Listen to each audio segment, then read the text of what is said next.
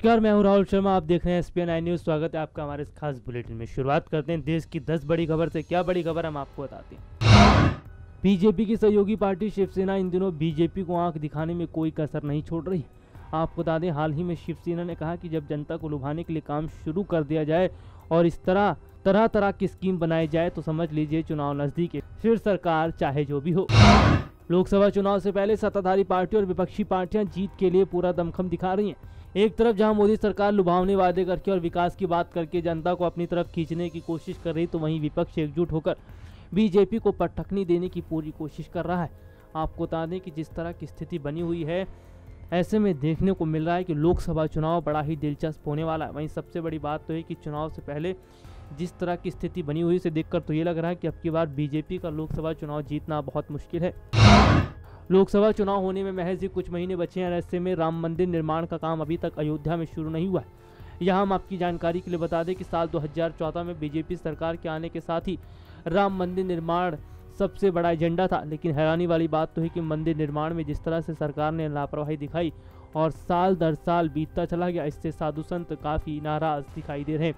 वैसे अगर देखा जाए तो लोकसभा चुनाव से पहले अयोध्या में राम मंदिर नहीं बनता है तो बीजेपी को बहुत बड़ा झटका लगेगा और अब की बार मोदी सरकार का जाना लगभग तय दिखाई दे रहा है। स्मार्टफोन कंपनियों ने जिस तरह से नई स्कीम और कई फीचर देकर एक तरफ अपना माल खूब धड़ल्ले से बेचा, तो वहीं दूसरी तरफ बड़ों से लेकर बच्चों ने भी अलग अलग कंपनियों के स्मार्टफोन खरीदने शुरू कर दिए। हैरान करने वाली बात तो है कि पढ़ाई करने वाले बच्चों के हाथों में आज किताबों की जगह स्मार्टफोन देखने को मिलता है, जिससे बच्चों की आदतें खराब हो रही है। इसी बात को ध्यान में रखते हुए छत्तीसगढ़ सरकार ने बड़ा कदम उठाया। छत्तीसगढ़ सरकार ने कदम उठाया कि स्कूल जाने वाले बच्चे अपने साथ फ़ोन का इस्तेमाल नहीं करेंगे, फ़ोन लेकर नहीं आएंगे। अगर वो अपने साथ फ़ोन लेकर आते हैं तो उन्हें उसकी सज़ा दी जाएगी। लोकसभा चुनाव होने में महज ही कुछ समय बचे और ऐसे में योगी सरकार का ध्यान चुनाव की तरफ नहीं बल्कि कुंभ की तरफ है।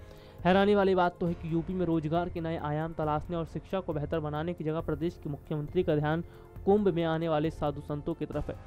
दरअसल योगी सरकार को ऐसा लग रहा है कि जिस तरह से साल 2014 में साधु संतों की कृपा मोदी सरकार पर बनी थी, यानी बीजेपी पर बनी थी, उसी तरह इस बार भी बनेगी। लेकिन स्थिति आज बिल्कुल उलट है।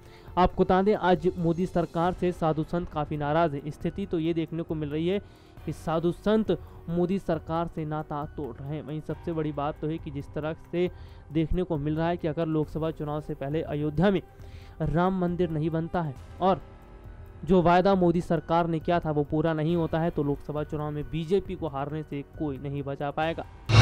अमूल दूध पीता है इंडिया, ये लाइन सुनते ही आपको अमूल कंपनी के बारे में याद आ गई होगी। दरअसल आज हम अपनी इस खास रिपोर्ट में अमूल कंपनी के बारे में आपको बड़ी जानकारी देने वाले हैं।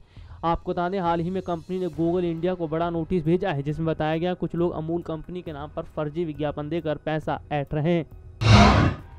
बीजेपी के राष्ट्रीय अध्यक्ष अमित शाह को स्वाइन फ्लू हो गया और उनका इलाज चल रहा है। आपको बता दें, कुछ समय बाद शाह ठीक हो जाएंगे। लेकिन गौर करने वाली बात तो है, कांग्रेस नेता BK हरिप्रसाद ने अमित शाह की बीमारी का मजाक बनाते हुए कहा कि उन्हें स्वाइन फ्लू नहीं बल्कि पीक फीवर हुआ है।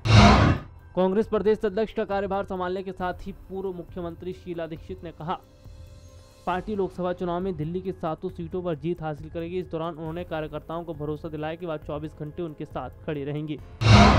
विक्की कौशल और यामी गौतम की फिल्म उरी सिनेमाघरों में रिलीज होने के बाद काफी धमाल मचा रही है। आपको बता दें, फिल्म ने अभी तक कई करोड़ रुपए की कमाई की है। वहीं सबसे बड़ी बात तो है कि जिस तरीके से फिल्म को लोग काफी पसंद कर रहे हैं, वहीं जिस तरह से सेना के सर्जिकल स्ट्राइक के बारे में लोगों को जानकारी हो रही है, बहुत बड़ी बात है। वहीं सेना ने जिस तरह से काम किया और सेना जिस तरह से मुस्तैदी से काम करती है, उनके इस काम को लोग जमकर तारीफ कर रहे हैं, वहीं उनको सलाम कर रहे हैं।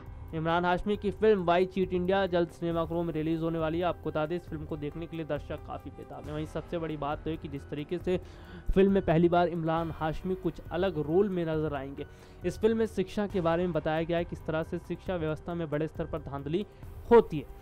आपको बता दें, इस फिल्म के बारे में इमरान हाशमी ने बीते दिनों अपने इंटरव्यू में बताया था कि आखिरकार क्यों लोगों को ये फिल्म देखनी चाहिए। वहीं जिस तरह से उन्होंने बातें बताई, उसके बाद दर्शक इस फिल्म को देखने के लिए काफ़ी बेताब है। अब देखने वाली बात तो ये है कि फिल्म सिनेमाघरों में रिलीज़ होने के बाद कितनी कमाई करती है और किस तरह से फिल्म बेहतर रिकॉर्ड तोड़ती है।